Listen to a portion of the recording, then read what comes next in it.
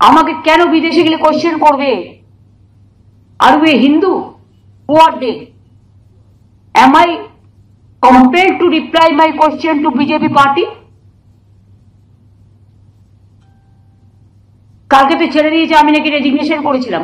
কত ফেক আর চলবে, ফেক আর ফেক। আমরা এফআইআর করেছি, ইয়েস। আমাকে 10টা গালাগালি দিন, আমার কোনো গায়ে ফোসকা পড়বে না, আমি হ্যাবিচুয়েটেড হয়ে গেছি। কিন্তু কেন আপনারা প্রতিদিন মিথ্যে কথা বলছেন, কিছু ফেক ভিডিও তৈরি করছেন? আগে মনে নেই আপনাদের বাংলাদেশের পিকচার নিয়ে মুর্শিদাবাদের পিকচার বলে দেখিয়েছিল,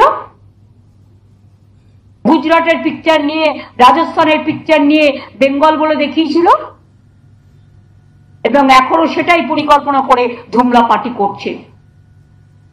আমি ঝুমলা পার্টিকে বলবো, সত্যিই যদি ধর্মকে ভালোবাসেন, বাসন্তী পুজো করুন, নবরাত্রি করুন, অন্নপূর্ণা পুজো করুন। আমি অন্নপূর্ণা পুজোয় পুজো দিই। ইতিহাসটা জেনে রাখুন। যারা মিছিলের নাম করে দাঙ্গা করেন অস্ত্রশস্ত্র নিয়ে, অস্ত্রশস্ত্র যে কোনো পাঞ্জাবিরাও কৃপার নেয়। আপনিও সিস্টেম অনুযায়ী নিশ্চয়ই করতে পারবেন, পুলিশের রেস্ট্রিকশন মেনে। অন্য এলাকায় গিয়ে হামলা করা আপনার কাজ নয়। এবার আমার একটাই কোয়েশ্চেন, বলুন তো, এরা যে রামনবমীতে মিছিল করে, আমাদেরও অনেকে করেন, আমার কোনো আপত্তি নেই, আমরা চাই পিসফুলি হোক। একদিন তো বাসন্তী পুজোয়, মানে অন্নপূর্ণা পুজো, রামনবমী, যেটা এখন হয় চৈত্র মাসে, সেটাই ছিল।